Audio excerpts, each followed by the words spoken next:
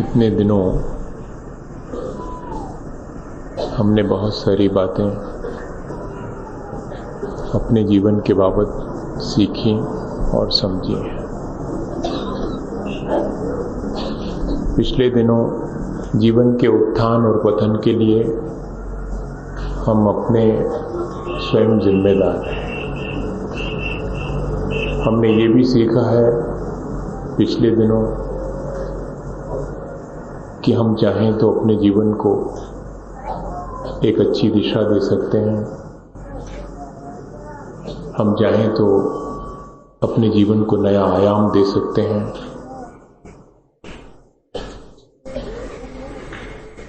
और हम चाहें तो अपने जीवन को बहुत आसान बना सकते हैं।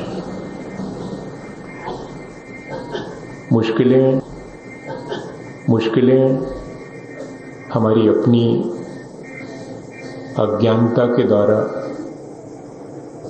उत्पन्न हुई हैं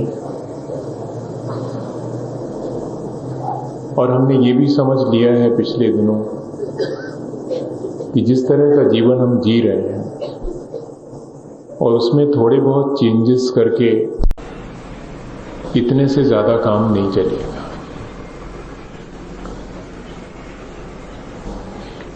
जैसे किसी अंधे व्यक्ति को प्रकाश देखना हो तो क्या करना पड़ेगा?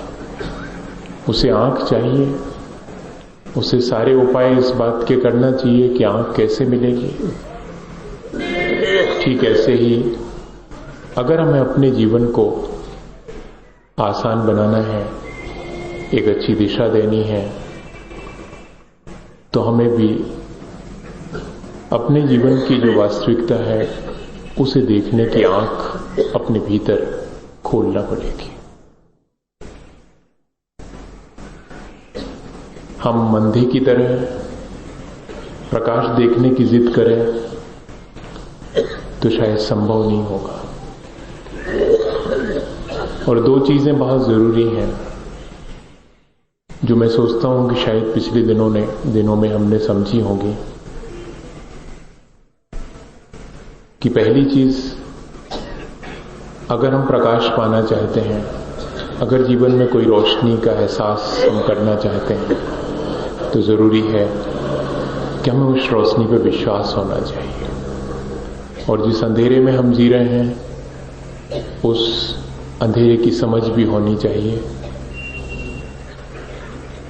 कोई कमरे के भीतर हो और उससे कहा जाए कि आओ बाहर, बहुत रोशनी है, तो क्या वो आ जाएगा एकदम कहने से? कितना विश्वास करना पड़ेगा? प्रकाश पे विश्वास करना पड़ेगा और मैं अंधेरे में खड़ा हूं इस बात पे विश्वास करना, इसको रियलाइज करना पड़ेगा। वरना कई बार ऐसा होता है कि सुन तो लेते हैं कि प्रकाश है कहीं पर, लेकिन अंधेरे से इतना एडजस्टमेंट हो जाता है कि उसे छोड़ते नहीं बनता। फिर अंधेरे में भी ऐसा लगता है कि बस यही तो ठीक है, कोई प्रकाश की अवधारणा संभव ही नहीं है। आज हमें सबको पार करके और थोड़ा सा आगे बढ़ना है अपने जीवन में। हमें कुछ चीजों पर विश्वास तो कर ही लेना होगा। इतने दिनों में हमने जो कुछ भी अनुभव किया है, जो कुछ भी समझा और सीखा है, मैं दोनों चीजें एक साथ कह रहा हूं, सीखना और समझना। हम लोगों के साथ अक्सर ये मुश्किल होती है कि हम लोग सीखते बहुत बाद में हैं, समझ तो लेते हैं, पर हमने पिछले दिनों शायद ऐसी कोशिश की है कि समझने के साथ साथ हमने सीखा भी है। उन्हीं क्षणों में जो हमने समझा, उन्हीं क्षणों में हमने सीख लिया है। मैं उसी की याद आपको दिला रहा हूं कि विश्वास हम अपने अनुभव से देखें कि हमें किन किन बातों पर विश्वास करना चाहिए। सबसे पहला विश्वास तो हमारा होना चाहिए अपने जीवन की जो शाश्वत मूल्य है। Faith in absolute values of life, हमारे जीवन के कुछ शाश्वत मूल्य हैं, उन पर हमारा विश्वास है क्या? ये हमें अपने भीतर थोड़ा सा देखना पड़ेगा। क्या है हमारे जीवन का शाश्वत मूल्य? क्या इतना ही है कि हम थोड़े से बड़े हुए, हमने खाना कमाना सीख लिया, दुकानदारी करना सीख ली, या कि किसी बढ़िया जॉब को हमने गेन कर लिया और फिर अपनी लाइफ को सेटल करके और जिस किसी तरह जीवन जीना शुरू कर दिया? क्या जीवन का कि यही एब्सोल्यूट वैल्यू है? क्या इतना कर लेना ही सब कुछ हो जाएगा? ये हमें सोचना पड़ेगा। मैं आपको सोचने के लिए मौका दे रहा हूं। हम सब बैठ करके इस बात पे सोचें, क्योंकि जिस तरह का जीवन हम जी रहे हैं उससे हमें ऐसा लगा कि शायद हमें जीवन का कोई शाश्वत मूल्य मालूम ही नहीं है, हमें उसका एहसास ही नहीं है, इन सांसों की कीमत हमें मालूम ही नहीं है। तब तो हम उस शाश्वत मूल्य को भूल करके और छोटी छोटी चीजों को कीमत दे करके और उन्हीं को प्राप्त करके और संतुष्ट होकर के बैठ गए। ठीक है, पा तो लिया मैंने। इसलिए पहला विश्वास, और एक चीज ध्यान रखें कि विश्वास मजबूत वही है जो कि आचरण में बदल जाए। जिस क्षण हमें इस बात का एहसास हो उसी क्षण वो घटना हमारे भीतर घटित हो जाए, हमारे आचरण में वो चीज आना शुरू हो जाए। जैसे हमें एक बार एहसास होता है कि आग जलाती है, फिर तो कोई कितने भी कहे, कितने आर्गू करे, कितने भी एविडेंस देवे कि नहीं जलाती, डाल के देखो हाथ, पर हम नहीं डालते हैं। ठीक इसी तरह जैसे ही हमें ये एहसास हो जाए अपने जीवन में कि हम क्यों यहां पैदा हुए थे, हमारे जीवन का शाश्वत, सबके जीवन का एक कोई शाश्वत मूल्य तो होना चाहिए, एक एब्सोल्यूट वैल्यू होगी। वो क्या है? और दूसरी चीज, लाइफ आफ्टर डेथ। क्या मैं इस जीवन के बाद समाप्त हो जाऊंगा? अगर इस जीवन के बाद या कि मृत्यु के बाद कोई जीवन नहीं है तो फिर जीने का तो कोई अर्थ ही नहीं है। तो दूसरा विश्वास इस बात का होना चाहिए कि मैं अगला जीवन पाऊंगा। तब फिर मैं जब अगला जीवन पाऊंगा तो इस जीवन को बिगाड़ूंगा तो अगला तो तय है कि बिगड़ ही गया। अगर ये जीवन आगे तक जाता है तो फिर कितनी जिम्मेदारी है मेरी कि मैं इसे तो संभालूं ही ताकि आगे वाला भी संभला रहे। मैं आज को संभालूं ताकि कल मेरा ठीक से गुजरे। मेरी सारी फिक्र इसकी है कि कल ठीक से गुजरे, आज भले ही चाहे जैसा गुजर जाए। बड़ा मुश्किल है, हम इतना सा गणित, इतना सा हिसाब नहीं समझ पा रहे हैं कि जिस कल की फिक्र में जी रहे हैं वो कल किससे निर्मित हो रहा है, वो मेरे आज से निर्मित होने वाला। जिस परलोक की चिंता में हम धर्म करते हैं, जिस परलोक की चिंता के लिए हम पता नहीं कितने उपाय करते हैं, क्या वो वर्तमान से पृथक है क्या? नहीं, आज यदि हमारा ठीक है तो हमारा आने वाला जीवन भी ठीक होगा। लाइफ आफ्टर डेथ, इस मृत्यु के बाद भी मेरा जीवन शेष रहेगा, इस बात का विश्वास मुझे होना चाहिए। और unity and sanity of the life, जीवन की एकता और पवित्रता का विश्वास भी मुझे करना होगा। तीसरी चीज है, हमारे जीवन में एकता क्यों नहीं है? क्योंकि हमारे जीवन में पवित्रता नहीं है। जो व्यक्ति जितना पवित्र होता है, अपन खुद अपने जीवन में महसूस करें कि हम जितने पवित्र होते हैं उतने एक होते हैं, फिर हमें दोहरा जीवन नहीं जीना पड़ता। फिर हमें घर में कुछ अलग, दुकान में कुछ अलग, बाजार में कुछ अलग, यहां धर्म के क्षेत्र में कुछ अलग, इस तरह का टूटा टूटा कहां जीना पड़ता। हम एक समग्र जीते हैं क्योंकि हम पवित्र हैं। जैसे कोई मित्र मिले और पूछे कि कब आए, उससे हम कहें कि 8 दिन हो गए आए हुए, और दूसरा मित्र मिले वो पूछे कब आए, तो हम कहें कल ही तो आए थे। और अगर तीसरा मिले तो उससे कहें कि जब से तुमने देखा तभी तो आए हैं। तो जब तीनों एक साथ मिल जाएंगे तो हम उनके सामने कितने झूठे पड़ जाएंगे, क्या हम एक रह पाएंगे? ये हमारी पवित्रता जितनी खंडित होती जा रही है, उतनी हमारी एक रूपता मिटती चली जा रही है। क्या कभी हमने इस बात को सोचा हम कितने तरह का जीवन जी रहे हैं और कितना टूटा जीवन जी रहे हैं, और अपने हाथ से ये ऐसी मुश्किल खड़ी कर रहे हैं अपने को तोड़ तोड़ के जीने की। तो जरूरी है इस बात का विश्वास, यूनिटी और सैनिटी, पवित्रता और एकता जीवन की बनी रहे, इस बात की भी मुझे फिक्र करनी है। और एक कोई होलनेस ऑफ लाइफ, जीवन की समग्रता भी कुछ है क्या, इस पर भी हमें विचार करना पड़ेगा। और एक लॉ ऑफ यूनिवर्स, पांचवा विश्वास है, क्या विश्व का कोई नियम है क्या? अगर विश्व का कोई नियम है तो वो सब पर लागू होगा, मेरे ऊपर भी लागू होगा। विश्व का नियम यही है कि जो यहां जन्म लेता है उसकी सांस एक दिन पूरी होती है और उसे जाना पड़ता है। और मैं अगर इस नियम के विपरीत चलूंगा तो क्या होगा? जितने भी नियम यहां प्रकृति में हैं, क्या मैं उन नियमों के मुताबिक चलता हूं? मेरी अपनी प्रकृति क्या है, मेरा अपना स्वभाव क्या है, क्या मैं उसके विपरीत तो नहीं जाता हूं? अगर इस बात का हमारे पास कोई विचार होगा तो मैं सोचता हूं कि हमारा जीवन बहुत आसान होगा। पिछले दिनों पता नहीं, मैं तो बहुत सारी बातें आपसे कह चुका हूं, पर फिर भी क्या कुछ ऐसा है जो कि अभी शेष रह गया है? शायद जिस दिन मैं चुप हो जाऊंगा उस दिन मैं शायद सोचूंगा कि हां, जो कुछ भी कहने लायक था मैं कह चुका, पर अभी जब तक कहता जा रहा हूं तब तक तो उस चीज को उपलब्धि नहीं कर पा रहा हूं जो मुझे कहनी है, जो कही नहीं जा सकती। शायद हम सबके जीवन में ऐसा कुछ हमें पाना है जिसे कहा नहीं जा सकता, पर क्या करें?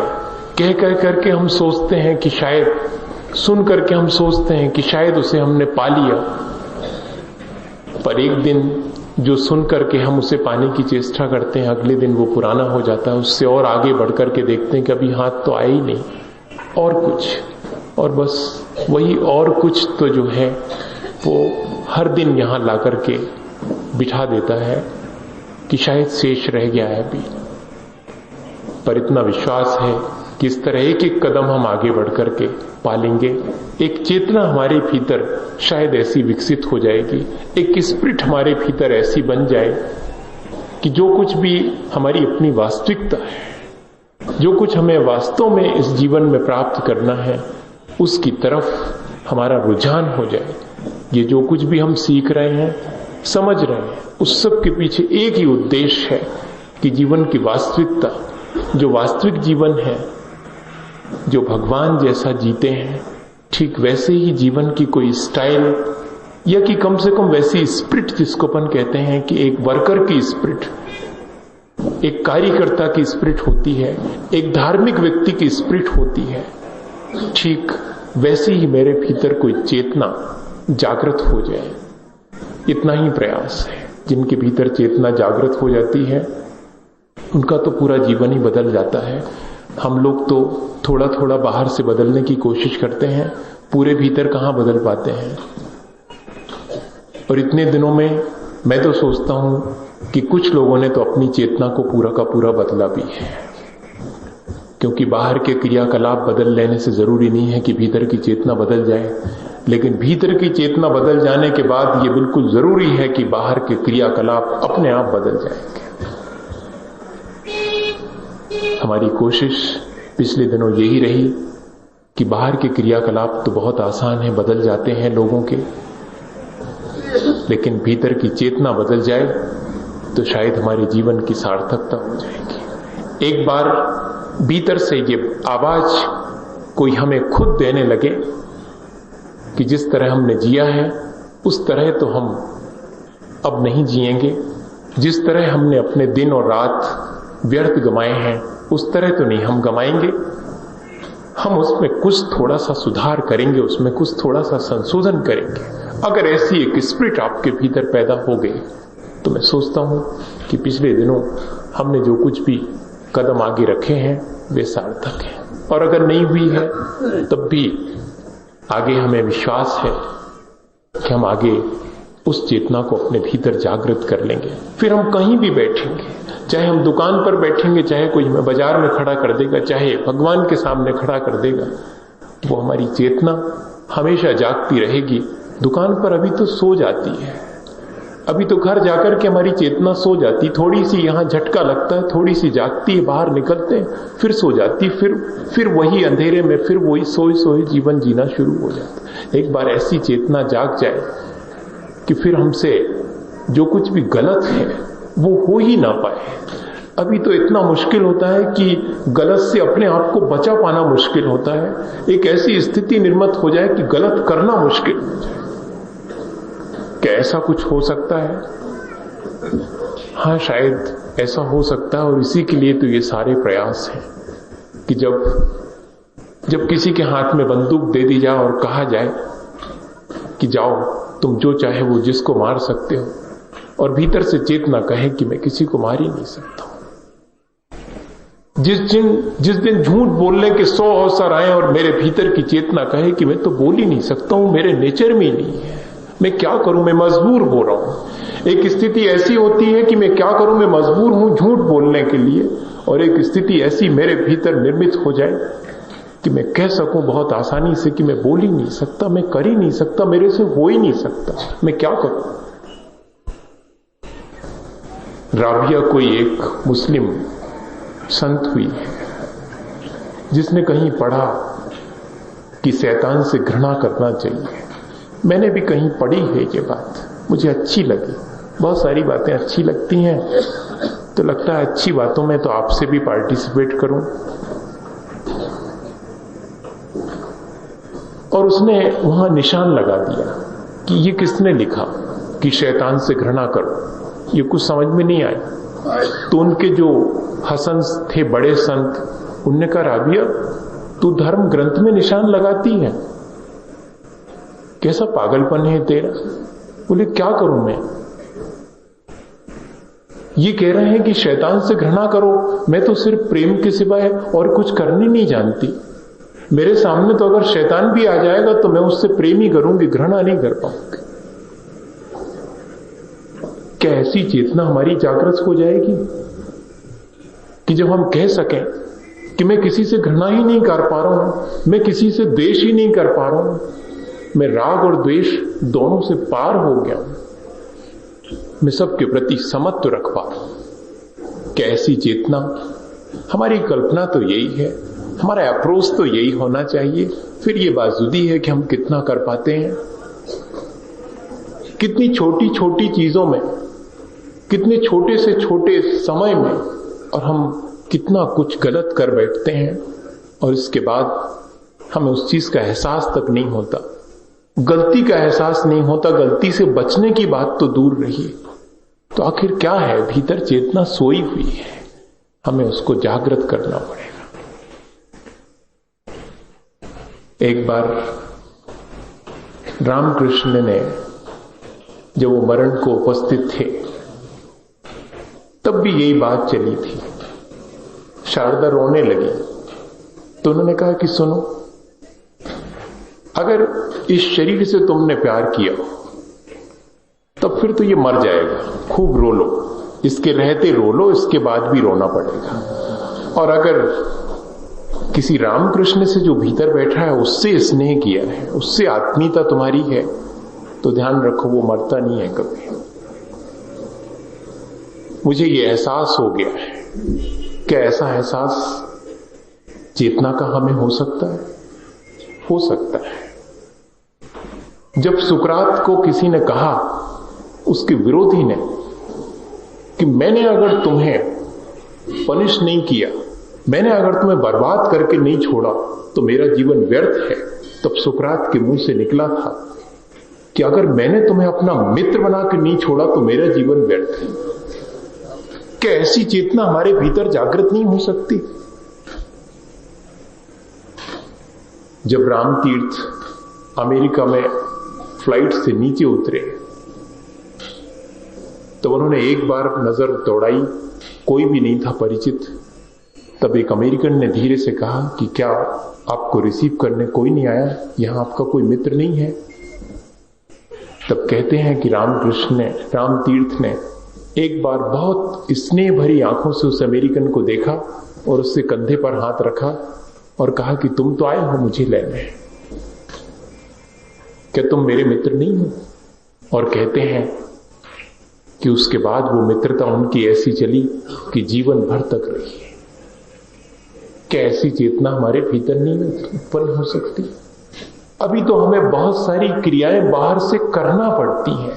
मैं आपसे उनकी बात नहीं कर रहा हूं, जो मुझे सोच सोच के करना पड़े मैं उसकी बात नहीं कर रहा हूं। जो मेरा भीतर से अंतरंग कहना शुरू करे मैं उस बात की बात करना चाहता हूं। और आज के लिए और शायद इस पूरे चतुर्मास के लिए मैंने जो कहानी बचा के रखी थी, शायद बचाने की मेरी जिद तो नहीं थी, पर शायद उसका समय नहीं आया था। मैं आज वो एक ऐसी घटना जिसे मैं सुनाने की मानसिकता बना रहा हूं, वो चेतना की बहुत जागृत स्थिति की घटना है। जब जब भी वो मुझे याद आती है, मैं अपने भीतर ऐसा लगता है जैसे किसी ने मत दिया हो। बातें बहुत कर सकता हूं, लेकिन चेतना की उस ऊंचाई को पाने की कोशिश क्या कभी हम सब ने मिलकर की है? तो भीतर लगता है कि नहीं, सिर्फ बातों में है कि नहीं है। आज वही बात आपसे कहना चाह रहा हूं। शायद एक क्षण के लिए, शायद किसी क्षण के लिए हमारी चेतना जाग जाए और फिर जो उसमें घटना घटित हुई है वैसी घटना रोज हमारे जीवन में घटित हो, प्राणी मात्र के प्रति वैसी घटना घटित हो, उस जागी हुई चेतना के साथ जैसी घटना घटित होती है। एक बहुत छोटा सा बेटा था और उसके झोपड़ी के सामने एक वृक्ष था और वो बेटा उस वृक्ष के नीचे रोज खेलने चला जाता था। पता नहीं कब क्या हुआ, कब कैसे घटित हुआ, कहा नहीं जा सकता, पर उस वृक्ष को कहते हैं कि उस छोटे से बेटे से स्नेह हो गया और वे दोनों एक मित्र की तरह रहने लगे। वृक्ष का कोई मित्र हो सकता है, उस छोटे से बेटे का कोई मित्र हो सकता है जो कुछ नहीं समझता कि मित्रता के मायने क्या होता है, पर उसे अच्छा लगता है उस पेड़ के पास बैठना, उस पेड़ के चक्कर डालना, उस पेड़ की पत्तियों को और फूलों को देखना। और धीरे धीरे वो बेटा बड़ा होना शुरू होता है और अब तो वो इतना बड़ा हो गया है कि अपना हाथ बढ़ा करके पेड़ की नीचे झुकी हुई डालियों को छू लेता है। और लोगों ने तो कई बार ऐसा देखा कि जब उस छोटे से बेटे ने बहुत गौर से पेड़ की तरफ देखा और कोई लगा हुआ फल पाना चाहा, तो ऐसा लगा जैसे कि उस पेड़ ने अपनी डाल को थोड़ा सा नीचे कर दिया हो और उसने एक फल तोड़ दिया हो। मैं कहानी सुना रहा हूं आपको,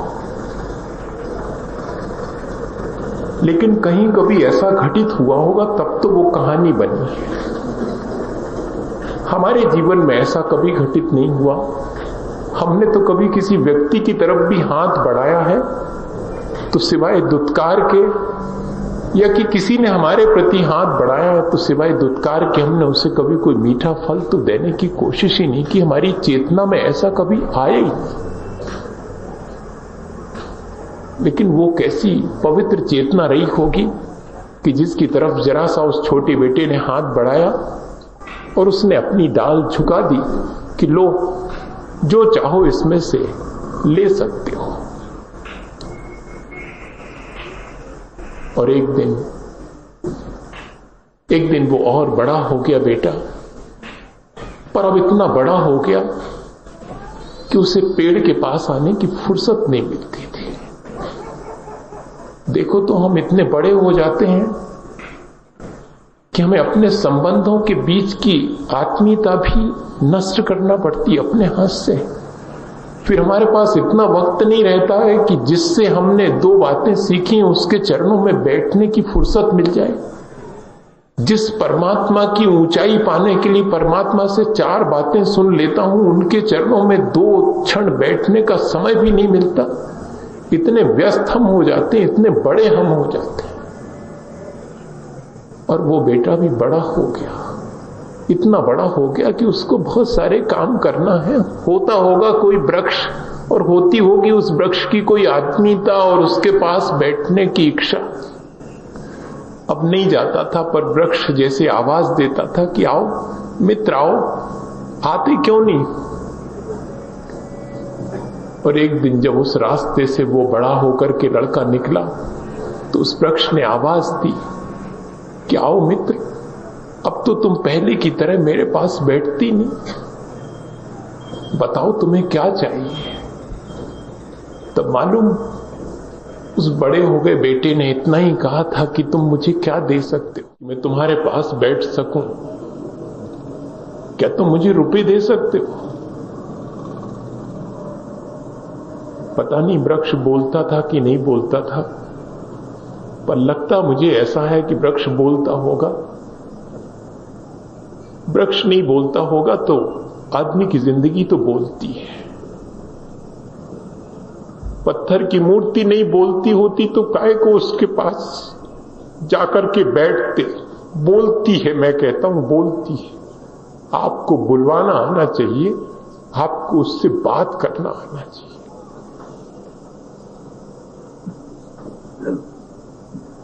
और जैसे ही उसने कहा कि मैं तुमसे रुपए चाहता हूं, उस वृक्ष ने कहा कि रुपए तो मैं दे नहीं सकता, पर सुनो ऐसा करो, मेरे इस पर सैकड़ों फल लगे हैं, इन सब को तोड़ करके ले जाओ, बाजार में बेच देना, तुम्हें बहुत रुपए मिल जाएंगे।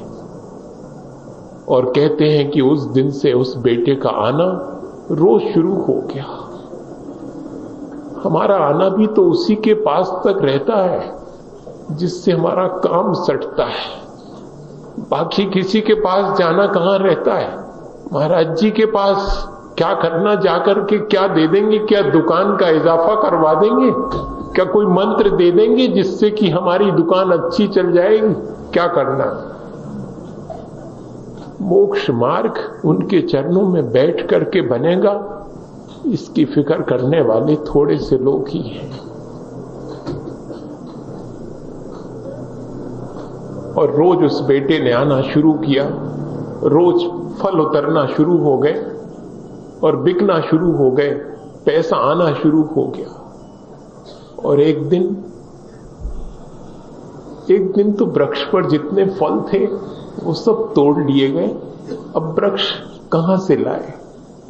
बस जिस दिन फलों की आखिरी खेप भर करके गई, उसी दिन से फिर उस बेटे का आना बंद हो गया। वृक्ष फिर भी आवाज देता था कि आओ मित्र, आते क्यों नहीं हो, बताओ मैं तुम्हें और क्या दे सकता हूं। कोई हमें देने के लिए निरंतर उत्सुक है, पर हमारी पात्रता ही नहीं है कि हम उससे ले सकें। हमारा जीवन हमें निरंतर कोई ना कोई शिक्षा देने के लिए तत्पर है, लेकिन हम अपने ही जीवन से कोई शिक्षा लेने के लिए जरा भी तत्पर नहीं है।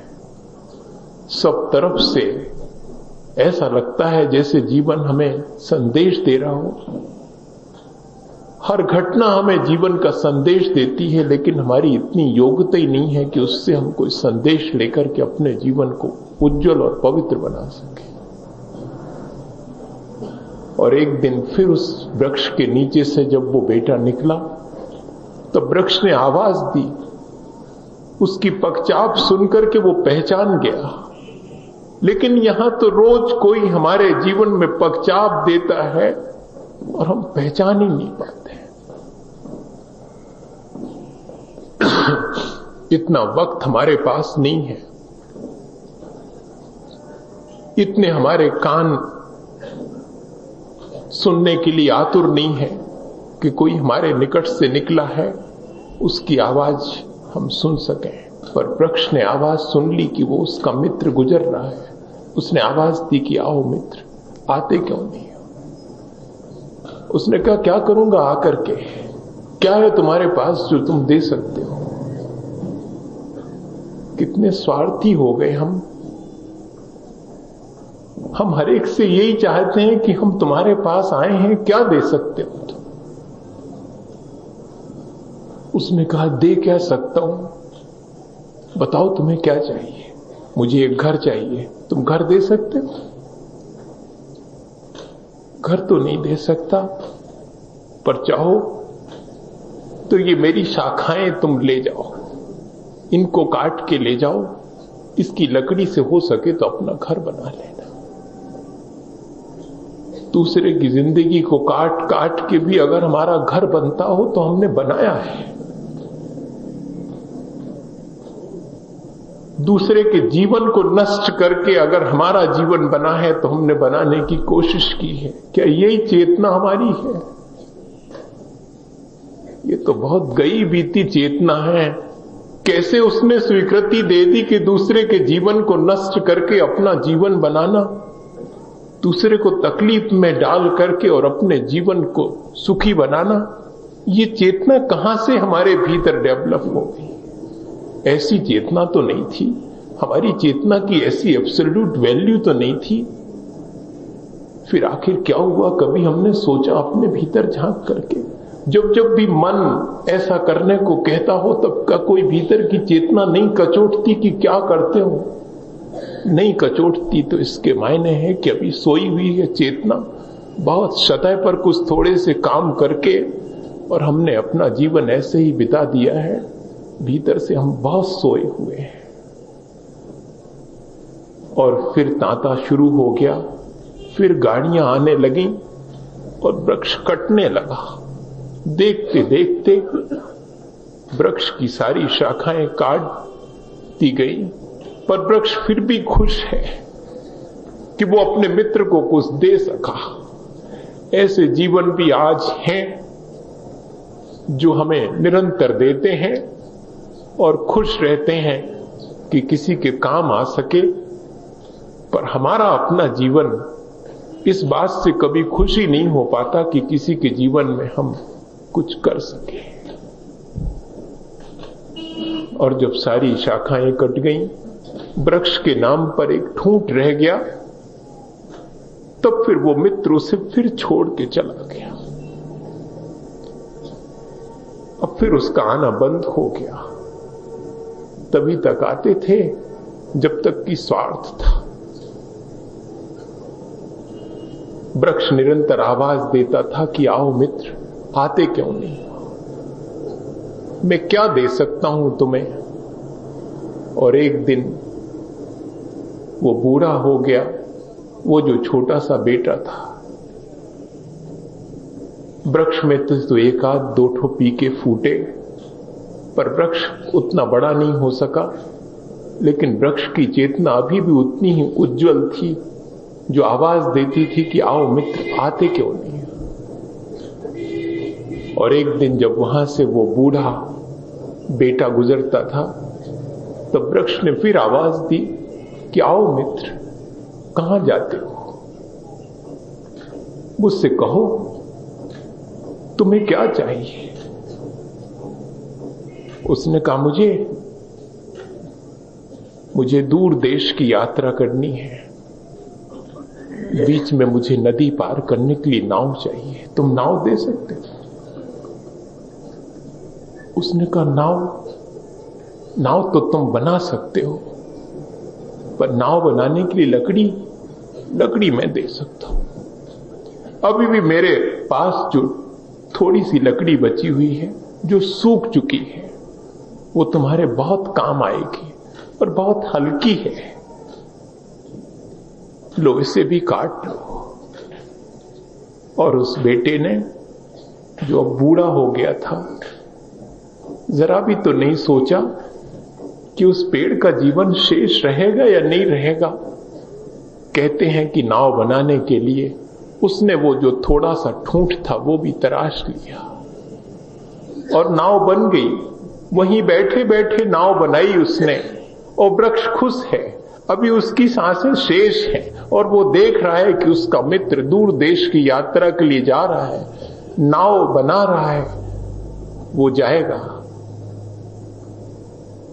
और जब वो मित्र जाने लगा तो उसने कहा, मित्र कभी हो सके तो वापिस लौटना, मैं तुम्हारा इंतजार करूंगा और कुछ दे सकूं, तुम और कुछ मेरे से पा सको, मैं हमेशा ये भावना बना रखूंगा। और वो विदेश की यात्रा पर निकल गया। जो भी यात्री कहते हैं रास्ते से उस ठूंठ के पास से निकलता, वो हर यात्री से पेड़ पूछता कि तुम्हें मेरा मित्र मिला था, वो यात्रा करने गया है, बस आता ही होगा, मेरी तो सांसें 2-4 शेष हैं, कहीं मिले तो कह देना कि आओ तुम्हारा मित्र तुम्हें याद करता है। कैसी होगी उसकी चेतना, मैं तो सोच करके दंग रह जाता हूं। हमारी चेतना का ऐसा परिष्कार क्यों नहीं होता कि प्राणी मात्र को हम अपना मित्र मान सकें और प्राणी मात्र के सुख दुख में अपने सुख दुख का एहसास कर सकें। और एक दिन वो लौट आया और जब वो मित्र वापस लौटा तो आधी रात वापस लौटा, पर उस पेड़ के नीचे से गुजरता था, उस ठूंठ में अभी भी जान थी। उसने पगचाप से पहचान लिया कि मित्र लौट आया, यात्रा से वापस लौट आया। उसने कहा, आओ मित्र, मैं तुम्हारा इंतजार करता था, तुम वापस लौट आए, कैसी रही तुम्हारी यात्रा? बोले, कैसी रही यात्रा? तुम कौन होते हो पूछने वाले कि कैसी रही यात्रा? अभी मुझे बहुत ठंड लग रही है, अभी मुझे घर जाना है। क्या तुम्हारे पास कोई उपाय है मेरी ठंड दूर करने का, जो तुम मुझे अपना मित्र कहते हो? अब वो क्या कहे वृक्ष? उसने कहा, सुनो मित्र, मेरी सांसें तो 2-4 ही शेष रही, तुम्हारे आने का इंतजार था।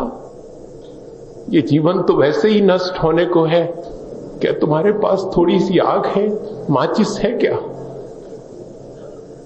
और इसके बाद जो कुछ भी हुआ वो मैं क्या कहूं आपसे। उस व्यक्ति ने अपने पॉकेट से माचिस निकाल के उस थोड़े से ठूंठ में भी आग लगा करके सारी रात अपनी ठंड मिटाई, लेकिन वो वृक्ष आखिरी सांस तक और हर्षित हुआ कि मेरा जीवन किसी के काम आया। हमारा जीवन हमारे ही काम नहीं आ रहा, किसी और के काम क्या आएगा? हमारी चेतना क्यों नहीं इतनी जागृत हो पाती कि हम प्राणी मात्र को अपना मित्र बना सकें? शायद धर्म की शुरुआत तभी हो सकेगी जब हमारे भीतर ऐसी चेतना जागृत होगी जो सबका ख्याल रख सके और अपने जीवन को ऐसे सबके ख्याल रख करके पवित्र कर सके। आज मेरे साथ इसी भावना के साथ नमोकार करें। पता नहीं इसके बाद अपन कब बैठेंगे और कब एक साथ नमोकार करेंगे, क्योंकि आने वाले दिनों में मुझे अब नहीं लगता कि हम सब फिर एक साथ बैठ करके नमोकार करेंगे। यदि समय हुआ तो हम जरूर बैठेंगे। नमोकार करने के लिए हमारा कंठ कभी भी अवरुद्ध नहीं होगा। हमारी चेतना के परिष्कार के लिए जो कुछ भी हमने सीखा है उसे हम अपने जीवन में चेतना के परिष्कार करने के लिए जरूर अपनाएंगे।